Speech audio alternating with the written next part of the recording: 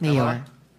Suot ko lang po yan po nung pantulog ko po, Your Honor. Okay. Minsan, nagkakapareho kayo ng mga t-shirt. Suit niya at suit mo. Parang merong his and hers o couple shirt kung tawagin. Tama? Hindi naman po, Your Hindi. Honor. O, then, papapakita ko lang sa'yo. O, to. O.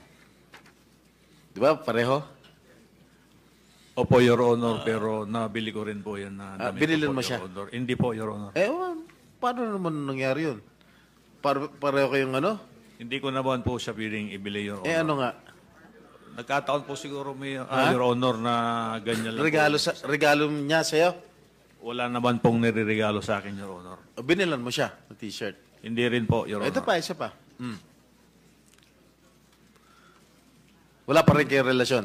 Wala po, Your Honor. Ano ito? Pareho naman kay t-shirt. Pareho blue. Polo. Your Honor, marami naman pong magkakaparehas pong gamit, ganun. Your Honor. Ayaw pa rin talaga umamin na nagkataon lang. Wala naman po kaming relasyon, Your Honor. Talaga. Sige, mamaya ipoprove ko talaga na meron talaga kayong relasyon. Gusto mo ngayon, pagpatuloy ka lang, nakakayala kay Madam Chair. Marami pa siyang katanungan sa'yo. Pero ayaw pa rin umamin, ha?